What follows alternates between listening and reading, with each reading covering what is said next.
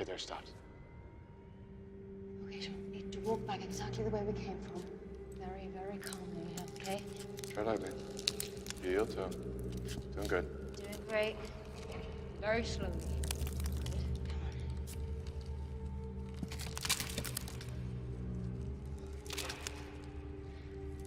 That's it. It's great. Really careful. Keep going.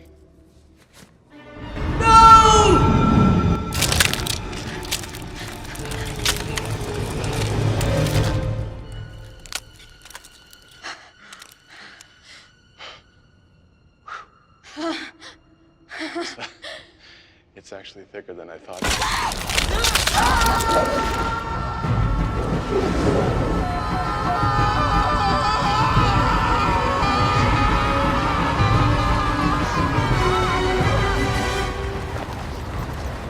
We're still falling!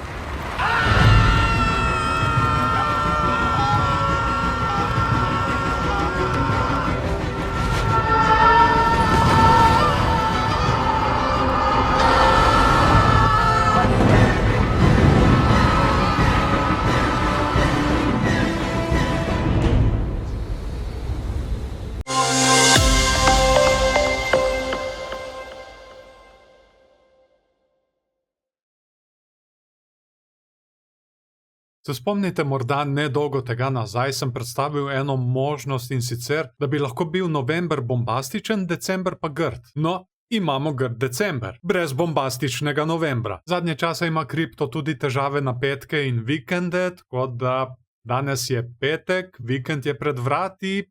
Jej, lep pozdrav, z vami sem Explicit in danes imamo spet še eno filler epizodo, zato ker Bitcoin prevzema vso pozornost. Zadnje čase se tudi nisem mogel kaj javljati, zato ker sem imel težave z zdravjem, ampak zdaj je vse ok, tako da lahko šibamo naprej. Kaj se dogaja na kriptotrgu? Dajmo si pogledati, dajmo se kar potopiti v grafe. Gledamo Bitcoin dnevni graf in zagotovo tudi vi takoj vidite, kaj ni ok. Zelo slabo je, da smo izgubili 21-tedenski EMA, to je ta modra črta tukaj, in izgubili smo ga prav z unim drastičnim padcem. In zdaj pred kratkim smo izgubili še 34-tedenski EMA, to je naslednja Fibonacci številka. No, tega le trenutno poskušamo pridobiti nazaj. Torej, 34 in 21-tedenski EMA moramo obvezno pridobiti nazaj. Če ne že ta teden, vsaj naslednji. Ta padajoči kanal sem jaz imel v bistvu izrisanega že prej. Po tem drastičnem padcu tukaj sem mislil, da smo ga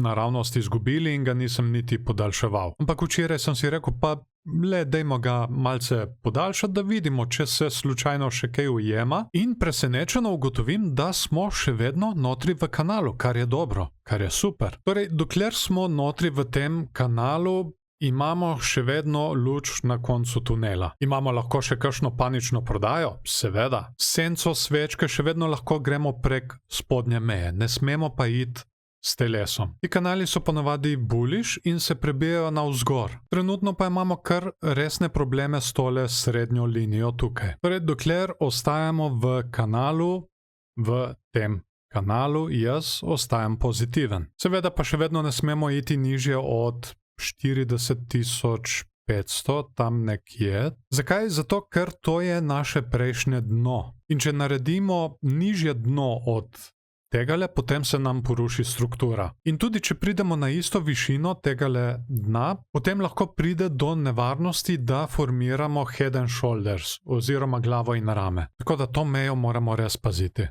Zaenkrat pa, kot sem rekel, ostajam pozitiven, dokler ostajamo v tem kanalu, moramo pa obvezno čim prej nazaj osvojiti 34 in 21-tedenski EMA. To sta ti dve črti tukaj. 34 imamo na 48.800, 21 pa imamo zdaj na 52.400, 500, tam nekje.